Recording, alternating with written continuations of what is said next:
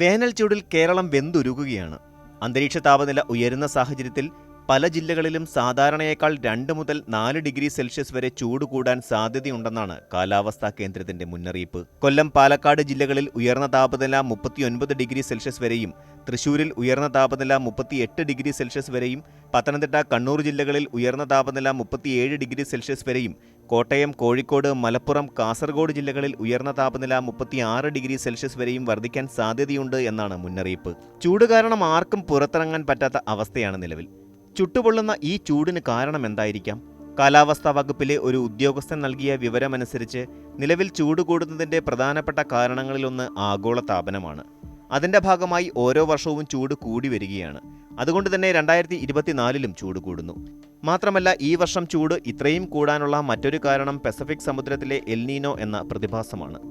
El Niño പ്രതിഭാസത്തിൽ വരൾച്ച അല്ലെങ്കിൽ ചൂട് വർദ്ധിക്കാനുള്ള സാധ്യത വളരെ കൂടുതലാണ്. ഈ പ്രതിഭാസമുള്ളപ്പോൾ മഴ കുറവായിരിക്കും. നിലവിൽ പസഫിക് സമുദ്രത്തിൽ എൽനീനോ പ്രതിഭാസമായതുകൊണ്ട് തന്നെ കേരളത്തിലും ആഗോളതലത്തിലും ചൂട് കൂടുന്ന സാഹചര്യമാണ് കണ്ടുവരുന്നത്. കര മാത്രമല്ല, അറബിക്കടൽ ഉൾപ്പെടുന്ന ഇന്ത്യൻ മഹാസമുദ്രത്തിലും സമുദ്രോപരിതലം വലിയ തോതിൽ ചൂടാവുന്നുണ്ട്.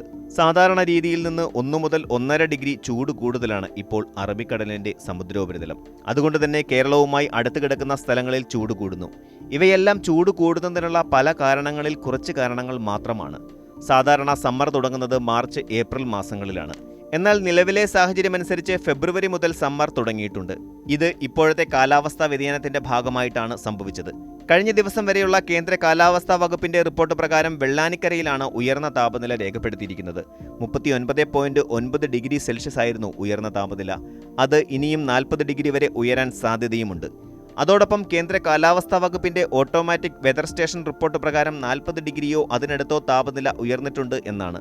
എന്നാൽ കഴിഞ്ഞകാല റിപ്പോർട്ടുകൾ പരിശോധിക്കുമ്പോൾ ഈ വർഷം മാത്രമല്ല ഇത്തരത്തിൽ ഒരു ട്രെൻഡ് ഉണ്ടായിട്ടുള്ളത്. 1989, 91 കാലഘട്ടങ്ങളിലും അതിനുശേഷം 2016, 2019 കാലഘട്ടത്തിലും താപനില അധികമായി വർദ്ധിക്കുന്ന ട്രെൻഡ് ഉണ്ടായിട്ടുണ്ട്. 2016ലാണ് താരതമ്യേന ഏറ്റവും കൂടുതൽ റെക്കോർഡ് ചൂട് അനുഭവപ്പെട്ടത്. കേരളത്തിൽ എൽനീനോ പ്രതിഭാസം ഉണ്ടായിരുന്ന കാലമായിരുന്നു അപ്പോൾ. അത് കഴിഞ്ഞ് 2019ലും ഏകദേശം ഇതേ രീതിയിലുള്ള ചൂടായിരുന്നു.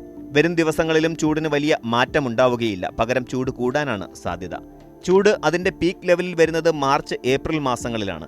മാർച്ചിൽ ചൂട് കൂടുതൽ ആയതുകൊണ്ട് തന്നെ പീക്ക് ലെവലായ ഏപ്രിലിൽ നമ്മൾ വല്ലാതെ കഷ്ടപ്പെടുമെന്നാണ് ഈ ഉദ്യോഗസ്ഥർ തന്നെ പറയുന്നത്. വരും ദിവസങ്ങളിലും ചൂട് കൂടാനുള്ള സാധ്യതയാണ് നിലവിലുള്ളത്. ചൂടിനൊരാശ്വാസമായി എത്തേണ്ട വേനൽ മഴയിലും നല്ല കുറവുണ്ട്.